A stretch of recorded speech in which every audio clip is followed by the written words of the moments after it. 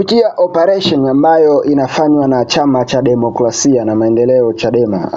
ambayo wameipa jina kwa No Reform No Election, ikiwa inataka usawa kwenye masuala ya uchaguzi, especially kuelekea uchaguzi unaoenda kufanyika mwezi huu wa 10 mwaka 2024, wakiwa ni ajenda yao kuu kwenye kila aina ya mkutano ambao wameufanya nchini. Na sasa kuendana na hiko ambacho wanakisema muda wote, sasa kupitia ukurasa wa makamu mwenyekiti wa Chama cha Demokrasia na Maendeleo Chadema, namzungumzia John Heche, ameposti nakala ya matokeo ya uchaguzi yaliyofanyika mwaka 2024, mwaka jana mwezi wa 11, ya uchaguzi wa serikali za mitaa katika kitongoji cha Gansora, kijiji cha Kawanje, Tarime vijijini, ambapo katika hiyo nakala ameonyesha matokeo ya Chama cha Demokrasia na Maendeleo Chadema yakiwa sambamba na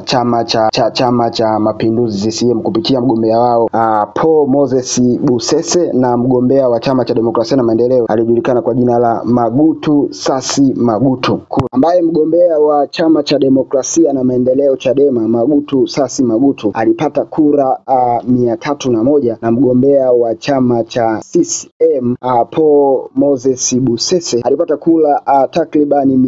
takribani 162. Kwa mujibu wa Heche, wakati wa uapisho wa mshindi wa uchaguzi huo ambaye alikuwa ni wa Chama cha Demokrasia na Maendeleo Chadema, namzungumzia Magutu Sasi Magutu, alikamatwa na kupeleka kituo cha polisi, na huku nyuma akabaki anaapishwa ambaye alikuwa ameshindwa kwenye uchaguzi huo uliofanyika katika kitongoji hiko, ambaye tunamzungumzia ni wa Chama cha Mapinduzi, ndugu Paul Moses Busese, ndo akabaki anaapishwa kuwa mwenyekiti wa kitongoji hiko. Sasa kutokana na kauli hiyo ndo maana Chadema wakaona kwamba ni bora jasho na damu itoke ili kusudi kwamba waendelee kuhamasisha zaidi hii kauli ya No Reform No Election. Hata ukipitia kwenye ujumbe mbalimbali kutokana na nakala hii ambayo ameposti John Heche kwenye ukurasa wake wa Instagram,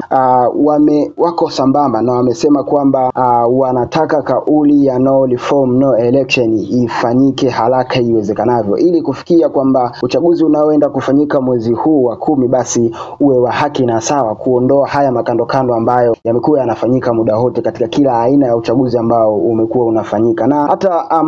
askofu mkuu wa jimbo la Dar es Salaam Yuda Thaddeus Ruwa'ichi yeye mwenyewe ameongea kwamba kutokana na uteuzi ambao umefanyika na Rais wa Jamhuri ya Muungano wa Tanzania umekuwa ni kama vile ukiwa unabezea upande wao, kwa sababu uwezi ukamteua mtu ambaye hadi akukandamize wewe, na wale ambao wamekuwa wanateuliwa wamekuwa ni wale ambao wanatoka katika chama tawala. Hata hivyo upendeleo unakuwa kwenye chama tawala. Kwa hiyo ni bora zaidi No Reform No Election ifanyike haraka iwezekanavyo ili kuondoa haya makandokando ambayo yamekuwa yanafanyika muda wote. So wewe una ujumbe gani kuhusiana na hii nakala ambayo ameiposti mwenyekiti msaidizi wa Chama cha Demokrasia na Maendeleo Chadema, namzungumzia John Heche? Achia ujumbe wako hapo chini, na kama hujatufollow kwenye ukurasa wetu wa Instagram tunatumia kama Mbayu TV, na kama hujasubscribe channel yetu Mbayu TV on YouTube basi fanya hivyo ili wa kwanza kupata habari na matukio ambayo sisi tutakuwa tunayaweka humo ndani. Lakini usisahau kumfollow Mr. Info JBZ kwenye ukurasa wake wa Instagram, anatumia hivyo. Chao.